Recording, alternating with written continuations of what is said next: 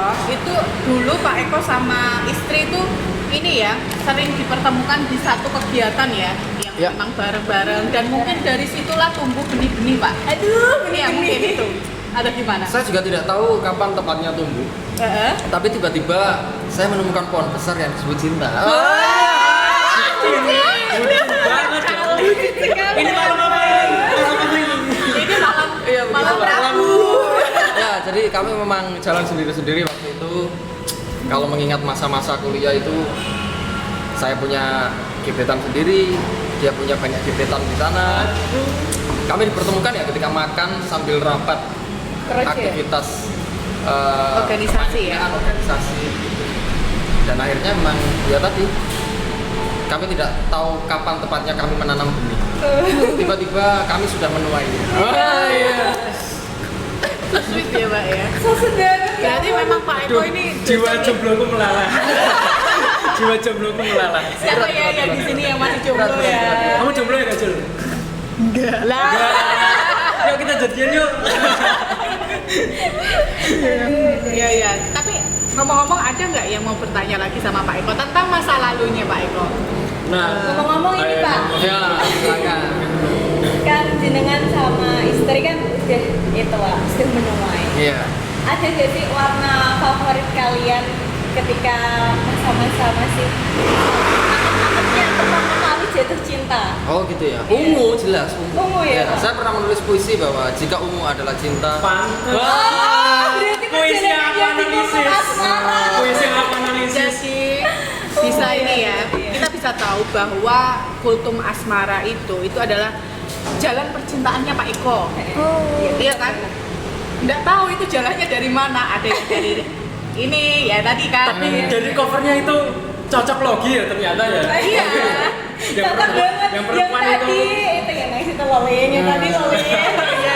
Yang di Ya, nanti disensor ya, nanti disensor bagian itu. Iya ungu dan sekarang minumannya juga ungu. Ini ungu ya? Iya, kan Oh, kopinya Pak. Anggur iya, kan? iya, Tadi anggur kan? ya. Oh iya. Saya emang suka anggur karena saya suka di mabuk asmara. Ah, bucin banget. Tapi aku nggak suka Pak kalau dianggurin. Aku maunya diapelin. Iya. Oh gitu. Oh, jiwa tuh melalah. Kacau. Jomblo. Mantap. Ada Mas Ulin mungkin yang mau ditanyakan dari Sebelum Pak Eko di UMK, Pak Eko itu kemana? Apakah setelah lulus dari UNES Pak Eko menyambut pekerjaan di apa yang kayu-kayuan itu Nov? Mebelnya apa langsung ke UMK nih Pak Eko? Oh gitu, enggak. Orang tua saya memang pengusaha di bidang furnitur, tapi saya tidak banyak membantu di sana. Jadi saya memang diminta untuk fokus di dunia akademik, melampaui keluarga saya.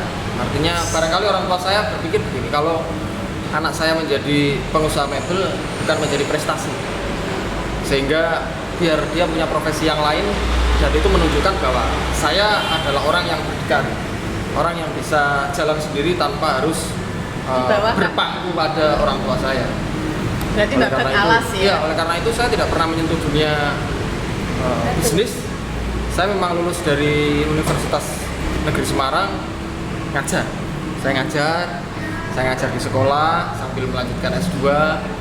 Setelah lulus S2, saya mulai ngajar di universitas. Sempat sebagai dosen bantu di kampus saya sendiri di Universitas Negeri Semarang. Lalu di tahun 2017 saya ditugasi oleh kementerian untuk ngajar ke luar negeri. Sipa itu ya. Iya, ngajar ke Tunisia 1 semester. Pulang dari Tunisia itulah kemudian ada kesempatan untuk ngajar di UMK. Sehingga saya mendaftarkan diri ke UMK dan alhamdulillah lolos seleksi gitu. Siapa sih yang gak mau nerima Pak Eko? Kan dengan segudang prestasinya ini Iya. tadi ya Mbak ya. Akhirnya saya bergabung dengan UMK per 2017. Iya benar 2017. Tapi dari ceritanya Pak Eko, kenapa Pak Eko kok suka pindah-pindah ya dari tadi SMK ya Pak? Iya. SMK terus ke UNES, terus sekarang UMK. Kenapa suka pindah-pindah ini Pak? Oh gitu ya. Ya saya saya seorang petualang. Tapi nanti kira-kira dari UMK mau pindah kemana ya? Apakah Pak Eko akan pindah lagi nih? Pindah ke rumah? Pindah ke rumah mungkin. Ya pulang ke rumah. Tapi pulang. tidak pindah ke lain hati. Oh, Iya. Engkau jauh di mata asing. Dekat di hati. Tapi ngomong-ngomong ya, tadi bercerita ya Pak ya di Iya. UNES. Tapi Pak Eko ini kemarin kan kita kan pernah ngobrol-ngobrol ya. Ternyata masa lalunya Pak Eko ini bagian dari hidup saya. Iya kan? Kita bedah di sini apa enggak? Boleh? Boleh ya? Boleh. Iya. Kita jadi penonton ya bertiga. Boleh. Tapi bisa diceritakan dulu Pak. Kenapa saya tadi bisa ngomong seperti itu? Mungkin dari Pak Eko tadi kan dari UNES itu ada teman saya yang namanya Bu Wati, yaitu satu studi dengan saya. Iya. Itu bagian dari saya. Iya. Kemudian ternyata Pak Eko suatu saat pernah bilang sama saya, Bu Lutfa patinya di mana? Ya. SMA-nya berapa? Ya. Saya dulu pernah kok punya teman di situ. Kenal ini enggak? Boleh. Iya kan Pak ya? Ya, Gimana jadi itu? ternyata Bu Lutfa ini adalah teman dari salah satu cewek yang pernah dekat dengan saya ketika kuliah. Dulu saya pernah dekat dengan seorang kakak kelas sih. Iya kakak kelas. Kakak kelas itu adalah seseorang yang memang sangat dikagumi di kampus karena menjadi putri kampus. Jadi pasti keren setter. Kalau dia jalan pasti semua mata melihatnya. Tiba-tiba dekat dengan saya. Dan ternyata itu adalah teman SMA-nya Bu Lutfa.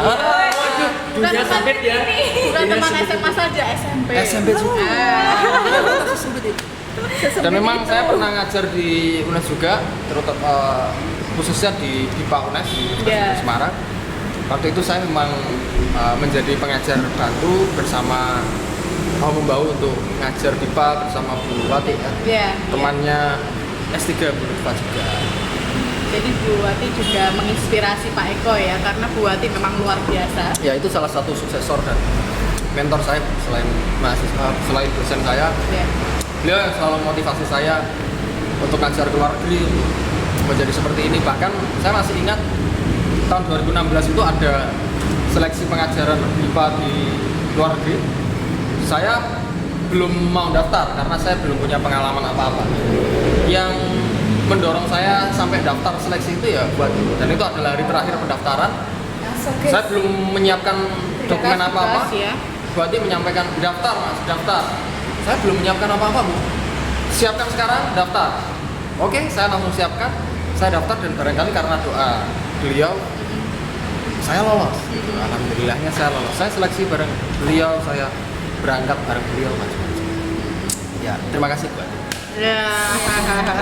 Berarti salam. Oh ya, saya pernah ngajar di Unika juga, Universitas Katolik Sugih Pranoto, teman-teman di Unika. Itu Halo juga teman-teman Unika. setengah semester saya tinggalkan bu. Astagfirullahaladzim, menyakitkan sekali. Kayaknya Pak Eko ini suka meninggalkan orang ya. Kalau jangan-jangan kita akan ditinggalkan juga ini. Kenangannya itu. Membekas Mbak Angel. Setengah semester saya tinggalkan. Dan hari ini saya dicat salah satu komting yang dulu saya ajar. Dia ulang tahun. Gimana? Dan saya bilang saya mau ngasih hadiah saja. Oh gitu. Hadiahnya buku kultum asmara. Oh iya. Saya tahu itu Pak. Ya mungkin Mbak Angel ada yang ditanyakan mengenai masa lalu mungkin. Kalau saya lebih ingin tahu bagaimana cara Pak Eko ngadepin jatuh bangunnya selama hidup gitu Pak. Kan iya. kalau hidup kan masih ada jatuhnya gitu kan Oh Pak. iya. Betul, Gitu. betul. Orang-orang selalu menilai saya sukses terus kayaknya nggak ada rintangannya ya. Iya. Santai Terus terus saya aja ya. nyantai, kok hidupnya mulus sekali macem-macem, nggak pernah menderita aja. Ya saya memang nggak pernah menderita. Saya selalu menikmati jatuh bangunnya hidup. Ketika saya sedih, saya gagal, saya menganggap bahwa itu adalah bagian dari hidup, sehingga nggak perlu ada yang disedihkan, nggak perlu ada yang ditangisi. Saya belum pernah cerita loh, ini saya mau cerita. Saya pernah menyebar lamaran hampir di seluruh kampus di Semarang ketika saya masih kuliah S2. Apa motivasi saya? Padahal saya belum lulus S2, kenapa saya sudah nyebar lamaran menjadi seorang dosen di kampus-kampus? dan nggak ada seleksi waktu itu. Saya memasukkan lamaran, dan ketika masukkan lamaran langsung dibilang ini nggak ada lowongan mas. Ya nggak apa-apa, saya masukkan saja. Mengapa saya lakukan seperti itu? Karena saya percaya ada orang motivator pernah ngomong begini. Selagi Anda mampu habiskan masa ketidakberhasilan, karena nanti ketika stok ketidakberhasilanmu habis, kamu akan berhasil. Itulah yang saya lakukan. Saya ingin menghabiskan stok ketidakberhasilan itu. Saya masukkan ke kampus-kampus, ke UGRIS, ke Unisula, ke Undi, ke Unwahas, ke kampus-kampus, hampir kampus-kampus di Semarang. Saya masuki semua. Dan memang tidak ada yang memanggil saya menjadi seorang dosen. Tapi saya punya kepercayaan di dalam hati saya bahwa saya akan menjadi seorang dosen. Saya pasti akan menjadi seorang dosen, dan itu saya buktikan. Tadi juga masih ada yang belum saya sebutkan Pak, Mas. Iya. Kok Mas ya? Ya nggak apa-apa. Saya memang masih mas, karena saya nggak punya tampang om. Ternyata ini juga Pak Eko teman-temannya Mas Adi, Mas Afri Hadi, yang sekarang juga satu kelas dengan saya ya. Iya betul. Iya. Mas Sapriyadi itu dulu satu hari yang sama, satu jadwal ujian proposal tesis sama-sama. Salam untuk Mas. Iya.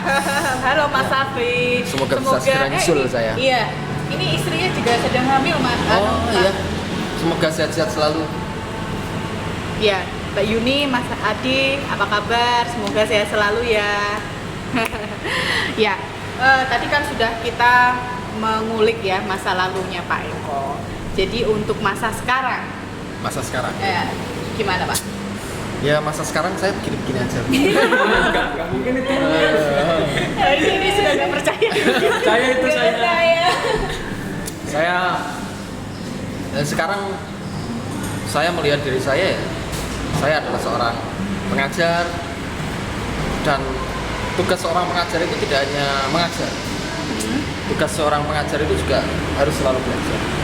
Saya juga harus selalu mengingatkan diri saya sendiri untuk selalu belajar apapun. Termasuk hari ini saya belajar. Iya. Belajar menciptakan kenangan. Kenangan apa ini? Kenangan yang tidak menyakitkan. Kenangan Mas. terindah ya Bu. Iya, kenangan terindah. Iya. Gimana?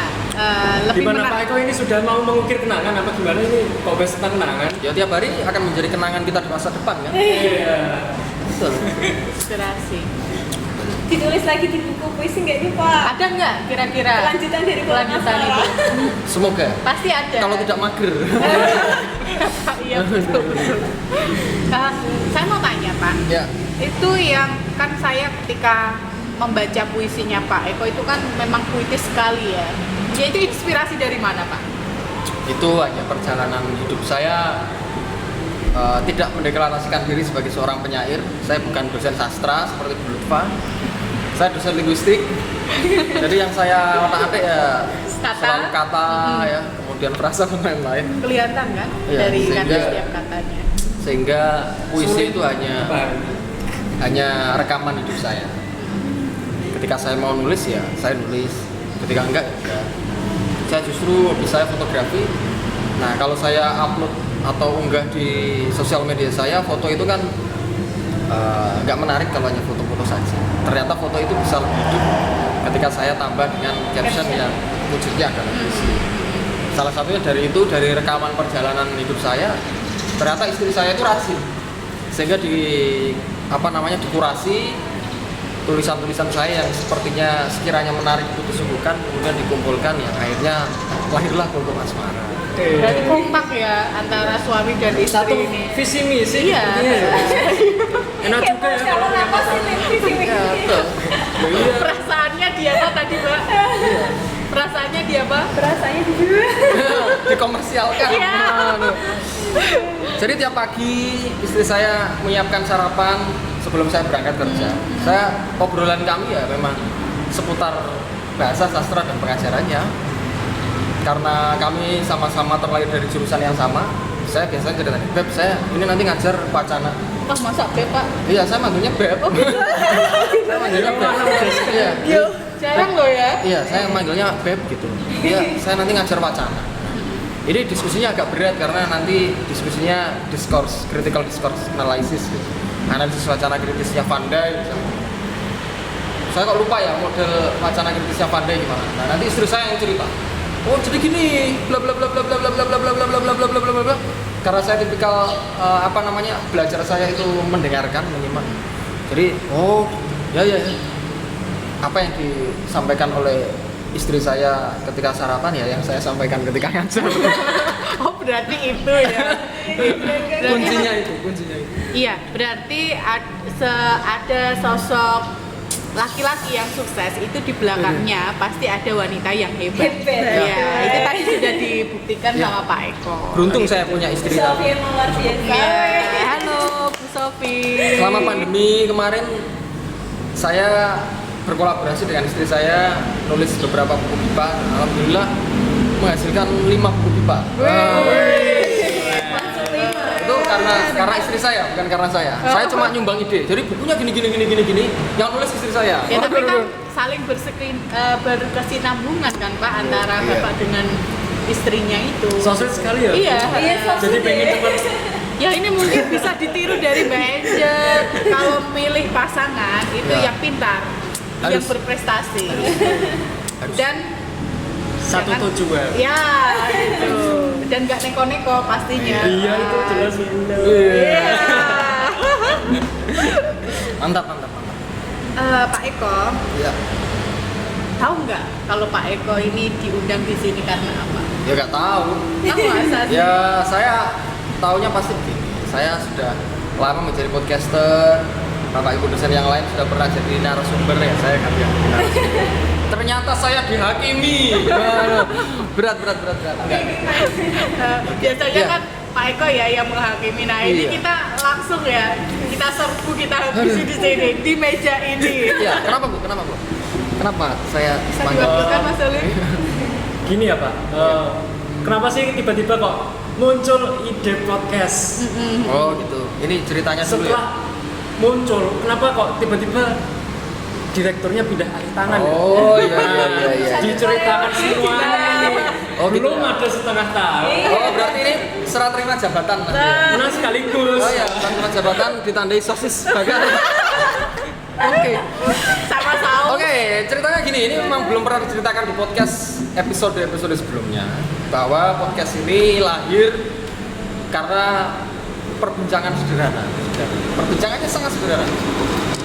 Pandemi membuat kita berpikir keluar dari kota dan waktu itu saya pribadi waktu itu menginisiasi untuk buat acara di Instagram.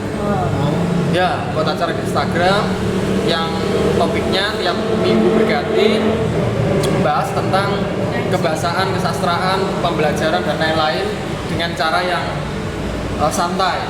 Jadi bisa didengarkan dengan cara santai, nggak seperti kuliah. Nah, lahirlah ngaji bareng PBSI yang muncul tiap hari Rabu, ya hari Rabu kalau nggak salah. Iya. Hari Rabu ngaji bareng PBSI. Kemudian ada juga sinematografi, itu ngobrol tentang sinematografi melalui live Instagram. Waktu itu kita hadirkan sineas-sineas berprestasi di Indonesia. Dari luar negeri itu ya, Pak? Dari luar negeri juga kita undang, kemudian ngisi bareng dan lain-lain. Yang pernah dapat dapat penghargaan di festival film luar negeri, kita ngobrol di situ. Karena itu berjalan konsisten dan banyak yang antusias, termasuk narasumbernya juga antusias. Terima kasih narasumber. Termasuk saya juga antusias. Ini yang buat poster tiap minggunya. Jadi saya selalu ngasih deadline sama sebenarnya. Mas, ini harus jadi duluan, Iya. Wajib jadi, dan tentunya jadi. Itu akhirnya menjadi tolok ukur prodi-prodi yang lain. Akhirnya prodi-prodi yang lain atau jurusan-jurusan yang lain mengikuti jejak kita. Semua membuat acara yang sama dengan tajuk yang berbeda-beda, tapi intinya sama, live Instagram. Semua sudah live Instagram, saya mulai bosan. Aduh, kalau sudah begini saya bosan. Karena hari Senin ada live Instagram di prodi ini, hari Selasa ada live Instagram di prodi ini. Wah, ini nggak spesial lagi. Akhirnya saya dengan Pak Irfai waktu itu ngobrol, gimana kalau kita buat yang lebih menarik lagi nih, yang profesional lagi. Pak Fai langsung menyambut itu, saya langsung tunjukkan salah satu model podcast gitu kan. Ini nih yang lagi rame yang begini. Pak Fai langsung, wah ini langsung kita eksekusi. Nah, Arketipum 18. langsung kita eksekusi karena memang prinsip kami waktu itu adalah apa yang ada kita jalankan dulu. Ya kita lengkapi alat-alat seadanya dulu. Setelah alat itu sekiranya lengkap dan bisa dioperasikan, langsung dioperasikan, langsung launching, dan akhirnya podcast BSI lahir menjadi podcast pertama, satu-satunya dan terbesar di UMY. Nah, cerita berlanjut, saya rasa podcast sudah berjalan dengan sangat baik, tapi itu tidak cukup. Berjalan sangat baik itu menurut saya tidak cukup. Yang perlu selalu kita ingat adalah menjadi yang terbaik di masanya. Itu kan tidak cukup, karena seseorang bisa terus menjadi yang terbaik ketika dia terus berinovasi untuk beradaptasi. Salah satu inovasi podcast ya mengganti direkturnya. Nah, karena saya diamanai menjadi direktur pertama, saya merasa selama beberapa bulan mulai berjalan monoton. Nah, artinya, oh ini sudah jalan, itu sudah bagus. Tapi kalau itu hanya begitu-begitu saja terus di beberapa bulan, berarti tidak ada inovasi dan tidak ada peningkatan dari saya. Untuk menambah inovasi itu, untuk memberikan aura baru, nah hadirlah Bu Lutfa untuk menggantikan saya sebagai direktur kedua di podcast PBSI. Buktinya hari ini ada inovasi, ada podcast di Abnormal. Wah. Saya mengucapkan terima kasih ya Pak atas kepercayaan yang telah diberikan kepada saya. Saya pun juga, Mbak Angel di sini juga baru, kemudian ada Mbak Novi, Mas Ulin yang sudah lama. Semoga kita bisa menjadi tim yang bisa memberikan warna pelangi, seindah pelangi di podcast PBSI selanjutnya. Dan